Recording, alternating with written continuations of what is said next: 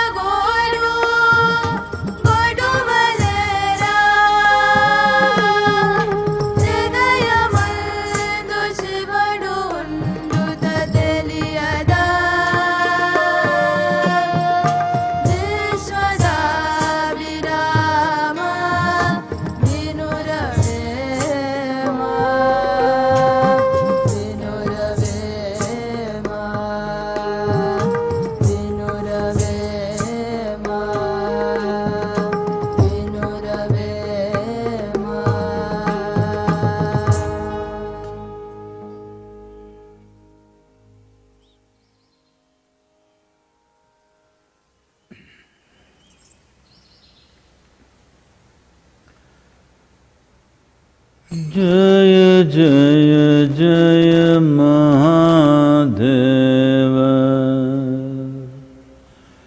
Jaya Jaya Jaya Mahadeva Shiva Shankar Adi Anant Shiva Shankar Adi Anant Jaya Jaya Jaya Jaya Jaya Jaya Jaya Jaya Jaya Jaya Mahadeva.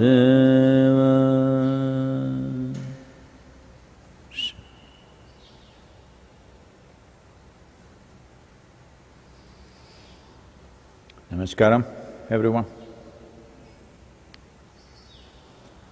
Well, this terrible task of looking at how many people didn't make it today, unfortunately we have to go through this. United States, total number of cases have crossed 1 million. Number of deaths are inching towards 56,000, Spain 23,000, Italy 26,000, France 23,000, Germany 6,000, UK 21,000, but their prime minister is back to work, good thing. Iran nearly 6,000. Over 200,000 people have died, 206,000 people have died. In contrast to this, in comparison rather, India is doing very well that way. The lockdown has really had a very positive impact. Well, we have fatality rate of below 900. Last 24 hours, around 50 people have died. But for the population size and density we have, well, India's population is more than United States, Russia, Canada, Australia, New Zealand, Europe, entire Europe, Japan, South Korea, Taiwan, Singapore put together. But we have only 900 deaths. So thanks to all our… they're called COVID warriors today.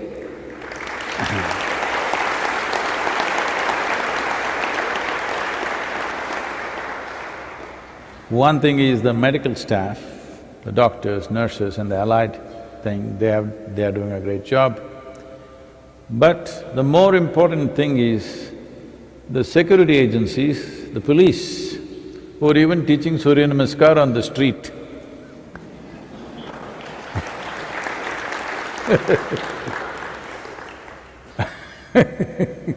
They're making all young people do Surya Namaskar on the street if they break the social distancing norms or sit-ups or whatever. Hats off to them, otherwise hospitals would be inundated and still our medical infrastructure is not stretched. They have created nearly 250,000 dedicated COVID beds across the country. We are nowhere near that. It's all empty and waiting. So, we have to thank the state police and the central agencies and of course the political leadership which came together as one, irrespective of political parties, they all came together as one and implemented this lockdown. Now many of the states are choosing to further the lockdown for some more days or weeks according to the situation there. And in Tamil Nadu, only 300 districts… in India, 300 districts are completely COVID-free. 297 districts, no hotspots. Only 127 districts have hotspots. 13 districts in Tamil Nadu, no new case in the last 5 days. Thanks to everybody who made this happen. Above all, we have to congratulate the Indian people. Everybody thought these are the most indisciplined, confused lot of people, but they…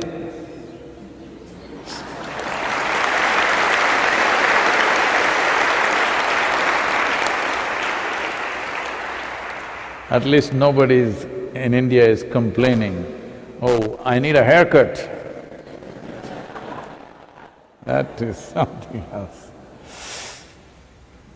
So, that's the situation. Well, at a time like this, many questions. I was just on the national news channel and the question is always about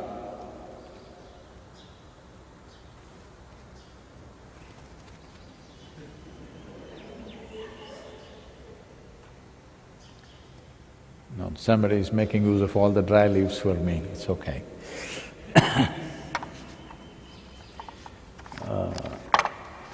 I'm sorry.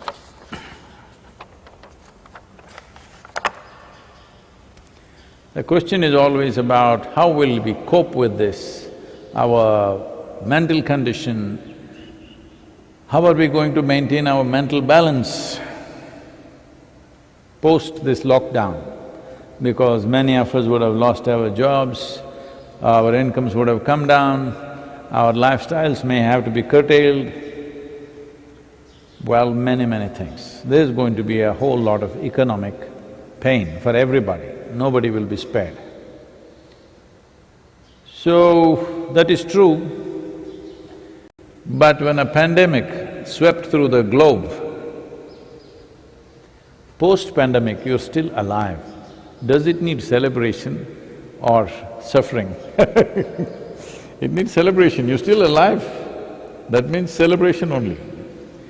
Because it could have killed you. You think all the people who died are bloody idiots? They're like you and me. Somewhere they caught it, they don't even know, most of them don't even know where they caught it. That's it.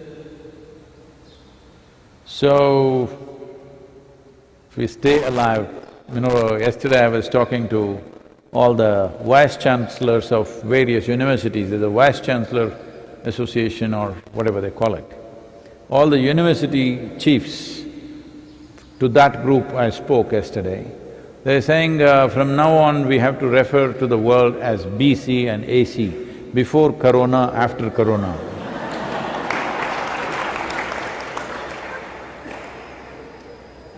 Academics are preparing for a history lesson.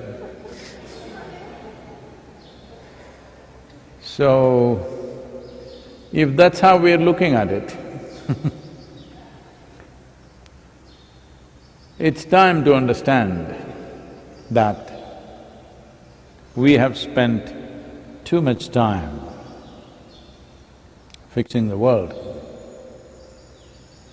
fixing it to a point of destruction. Normally the word fixing something means improving something, making it better. Something that was not working, you made it work, that means you fixed it. But we fixed it in a different way, in a destructive way, to a point where almost everybody knows today, if we continue, no, not like how you are right now in lockdown, I'm saying if we continue business as usual, in 20, 25 years, 30 years' time, there's going to be a major disaster. There's no question about that. There is no question in anybody's mind about that anymore in terms of the impacts of climate change and stuff like that. But we've been continuing. At least this virus has put the pause button, not stop, pause button. Look at all the noise we're making about this. 2 months, if you stop your economy, everything is going to go away? No, it's not like that. It is like this. You put something, let's say you put this vessel in front of a mirror.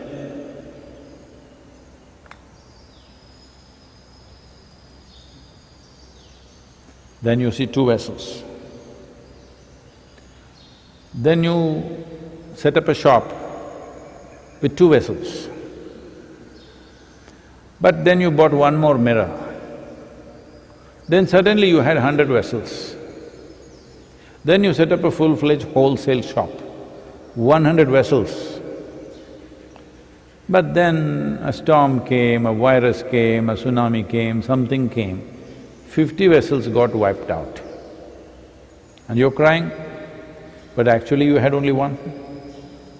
You always had only one. So what wealth is there upon this world, what possibilities are there are not gone.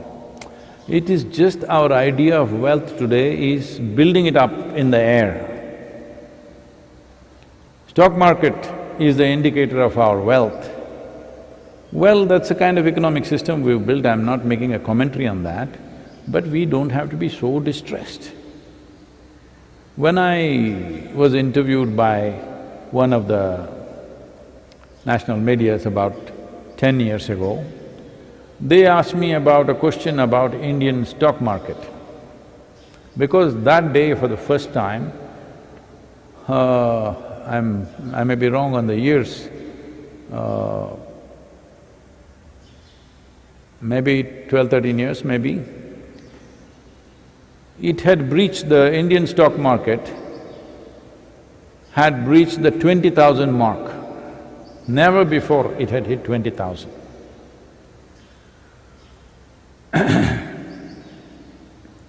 So, they asked me, what do you think about it?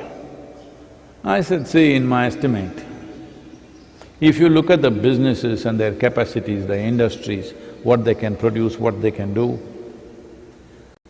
the stocks in reality are worth about maybe 12,000 is where it should be. But of course we want to create a positive sentiment, so we'll make it 14,000. Because human sentiment drives it, 14, 15,000. 20,000 is a bit too much. Well, since 10 years, it crossed, I think,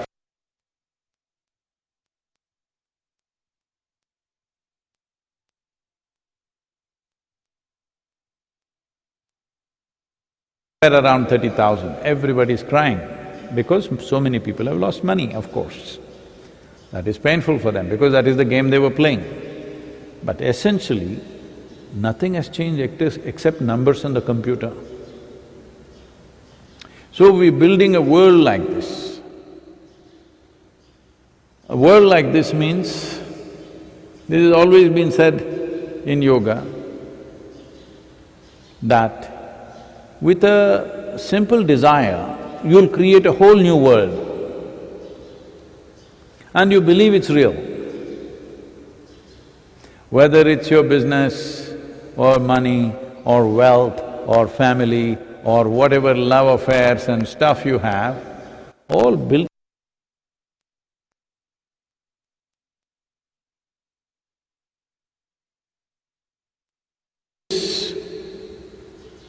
when it vanishes, either in the form of tsunami, storm, just a stock market crash or virus or somebody's death, suddenly you are so disturbed by it because what you had built up in your mind just went away.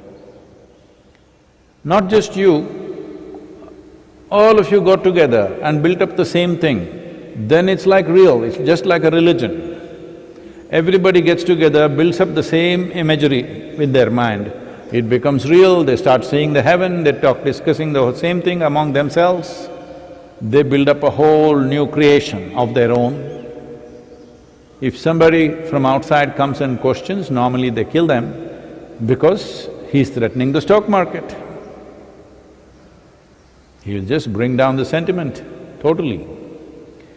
So there is definitely going to be pain in terms of… My concern is for the poorest of the poor, who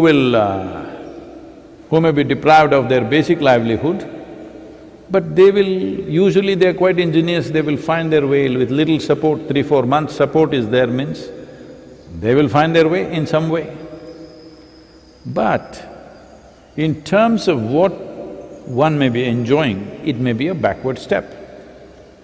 Let us say if we just look back, how we were living 10 years ago, how many things we had, I'm not even talking a generation, just 10 years ago, how we were, how we are today, we have many, many more things. If you leave us for another 10 years, we will have many, many, many more things and it'll go on and on and on. But on this planet there is no more, there's only that much. There's only one vessel, rest is all mirror images. Now, 10 years ago, were we in some deprived condition? We were doing fine. I'm telling you, if you look back 100 years ago also, when nobody had anything like this, even then they were fine. 10,000 years ago, if you look back, even then when they lived in the jungles and wherever, then also they were fine in their own way. Maybe they didn't drive an automobile, maybe they were not WhatsApping, but they found their own way. They developed a big voice and shouted at each other or beat a drum or did something, all right. But they also lived a complete life in their own way. So, economy goes backward, it's just the pain of adjustment. And those who are little weak may get crushed in the process, that is the only concern. Otherwise, economy steps back, is not a genuine concern, it's not a real concern, it's okay. And anyway, as we can see, all the birds and animals are saying, let's make the planet great again.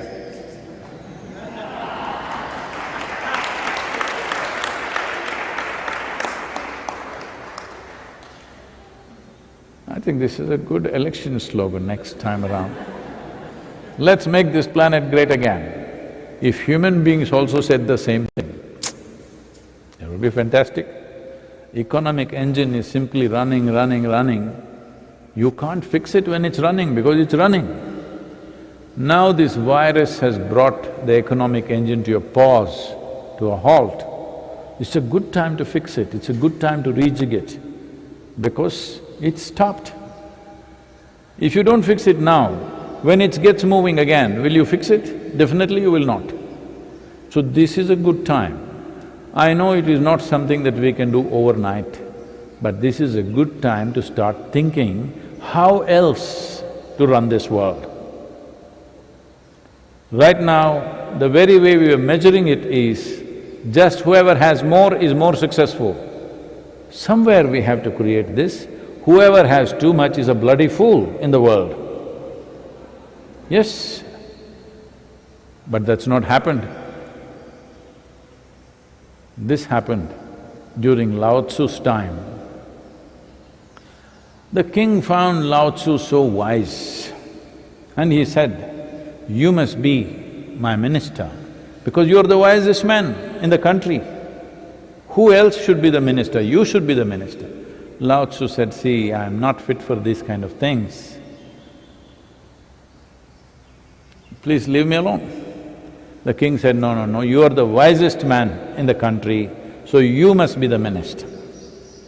Then Lao Tzu said, "See, out of my wisdom, what steps I take may not be conducive for you or for the people in many ways.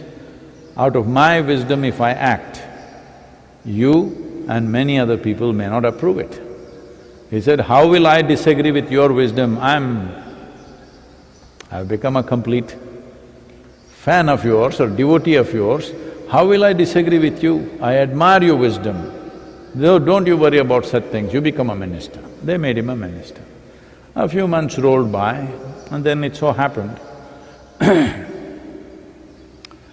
a young man who was working in a very rich man's house, almost a palace kind of place, stole a piece of jewelry from the house.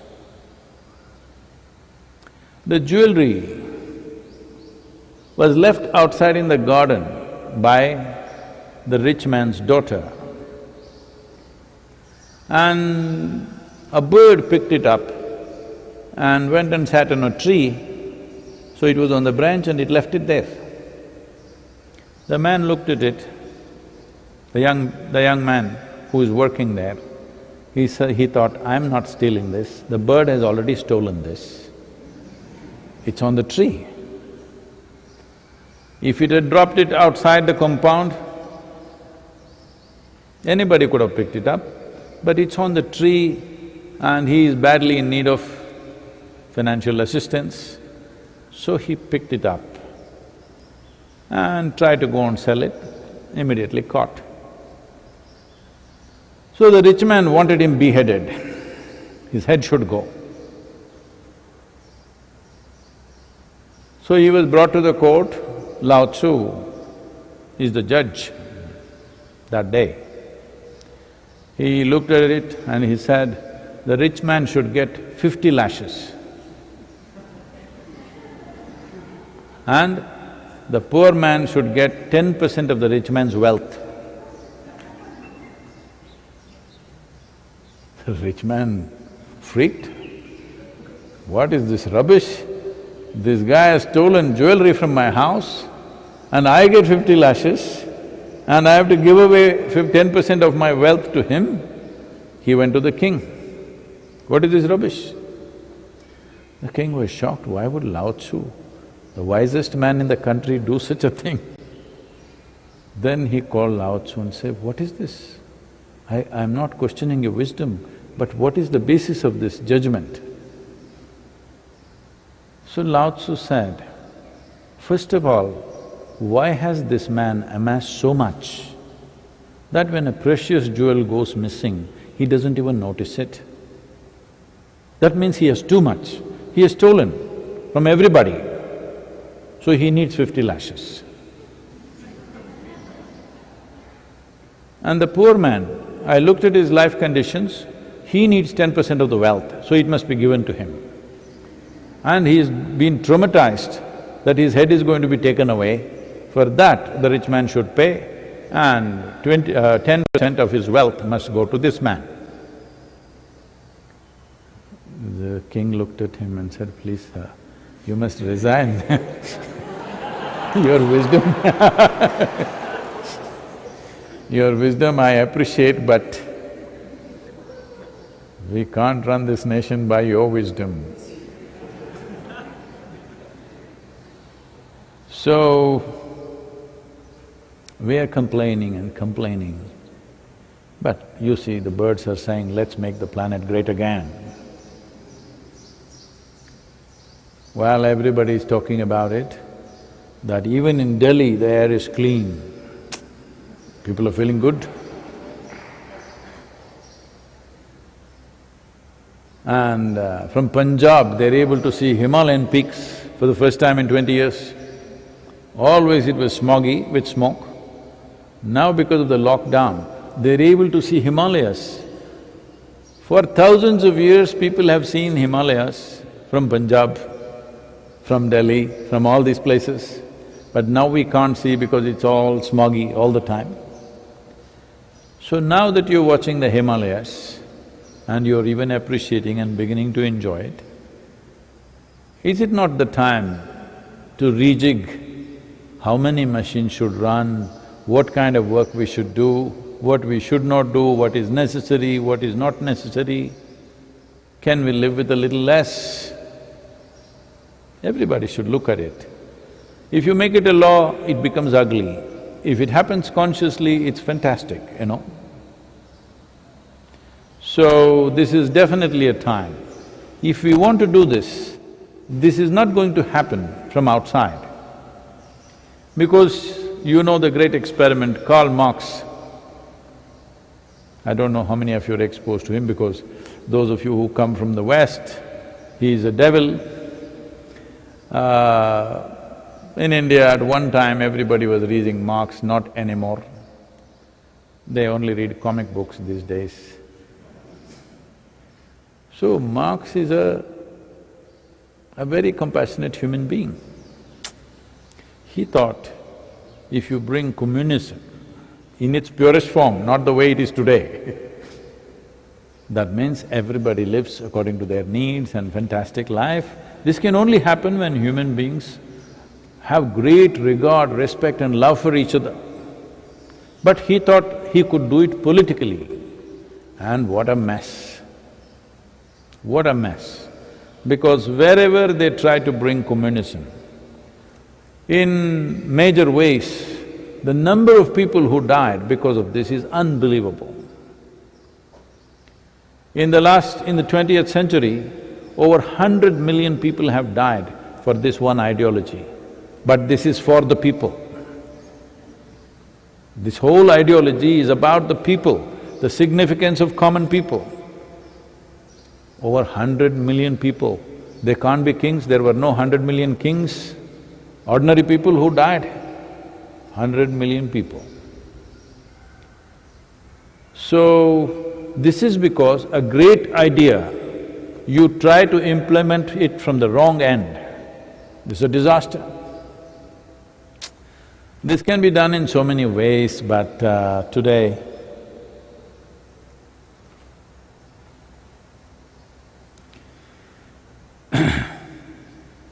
why communism failed is because Marx might have known so much about the economy and stuff, but he failed to understand human nature. He genuinely believed, he openly spoke about it, that the first nation which will become communist is United States. How wrong is he? Mr. Sanders is trying, but that's not going to happen. He thought the wealthiest nations in the world will become communist and then they will share with everybody and we will create a wonderful world. Great idea. But always the poorest of the poor became communist in the world. Even today, it is always the poorest of the poor who are communist. What this essentially means is, those who have something do not want to share. Those who don't have anything want to share.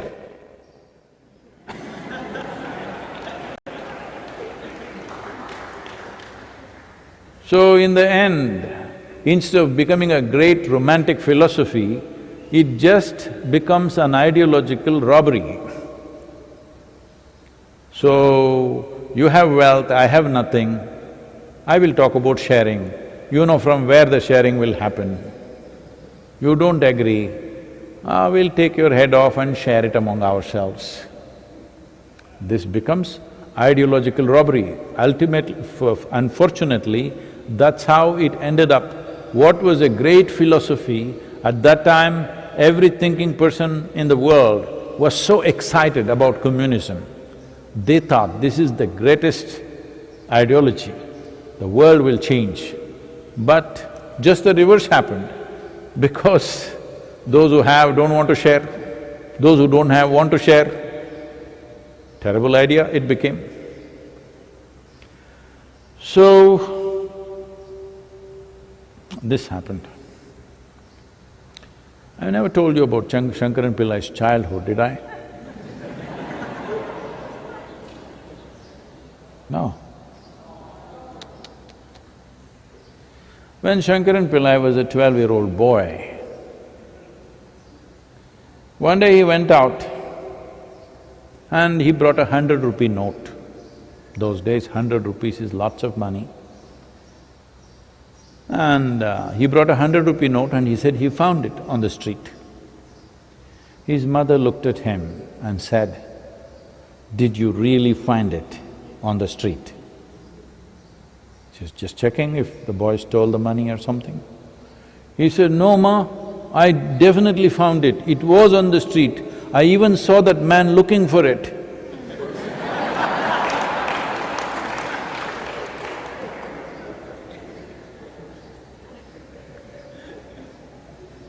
So, this is happening from outside, it'll become ugly. Even now what I'm talking about, rejigging our economy, should not happen from outside, it'll become ugly again with laws and force.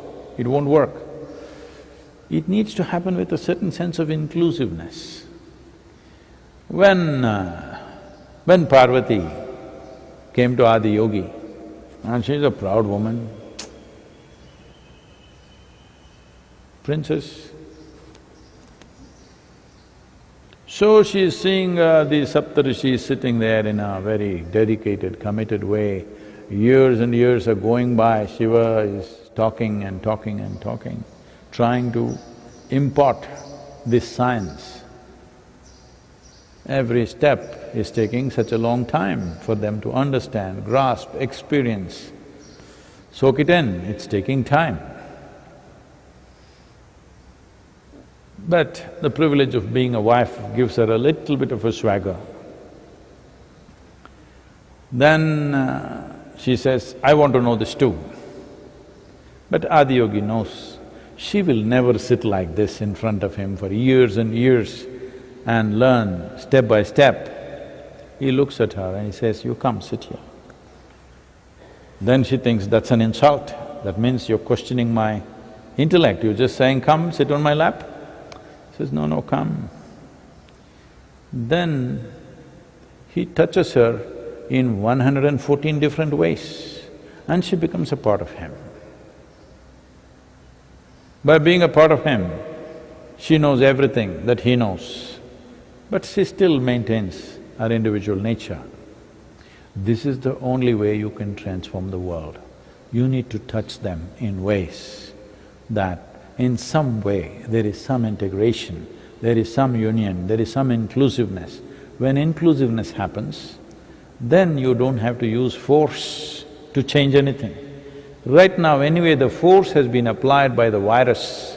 I'm talking about taking advantage of this situation. But unless every nation goes for it, that's not going to happen because we're always afraid somebody will run away ahead of us. This problem is there. So we must do the bird call, let's make the planet great again. What the birds are saying, if the same sense enters into every human mind and all of us start thinking in terms of making the planet great again rather than my country great again, because as I said, for an ideology, 100 million people have died in a century. For the sake of religions that you believe in, nobody counted how many millions have died, endless number of people have died. The next largest tyranny is nationalism. For the sake of the nation, people die, even today, proudly die. Well, it is very necessary right now to protect the borders of a nation, the sovereignty of a nation, because still my piece of planet versus your piece of planet, fighting is going on. In some way, we need to relax the boundaries of nations. National boundaries have to be relaxed. That is not possible when there is so much economic disparity. If we reasonably bring it to some level, it is like chicken and egg, which should happen first. No, all these things must happen together. Somebody should have the wisdom to bring all these things together. If national boundaries become not totally obliterated, at least little loose, then who will build an army? For what? For whatever internal situations you may have a force, but you will not have such mega forces right now which are capable of destroying the planet over many, many times. They've got enough weaponry, even the next planet that we may go to. Suppose we go to Mars and we want to destroy that. For that also we have enough bombs and armaments and everything. So we prepared for 3 planets' destruction, but we have only one. Really forward thinking.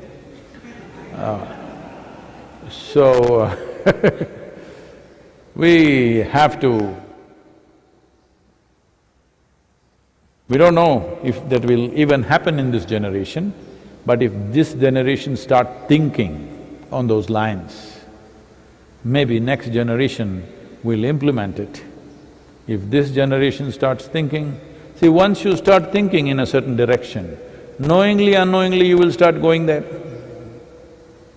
You don't have to necessarily forcefully march in that direction.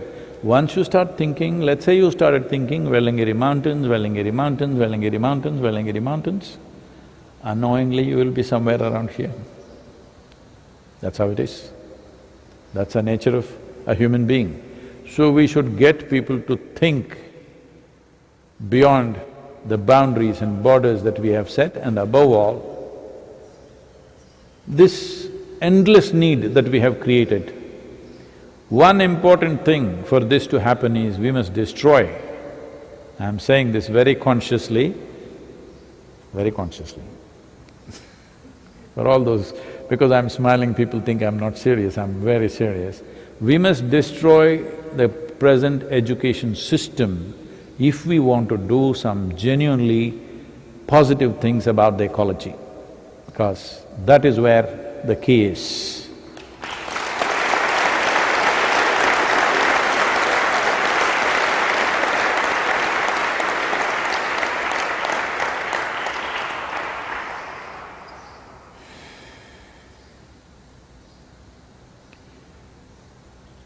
Yoga Yoga Yogeshwaraya Bhuta Bhuta Bhuteshwaraya Kala Kala Kaleshwaraya Shiva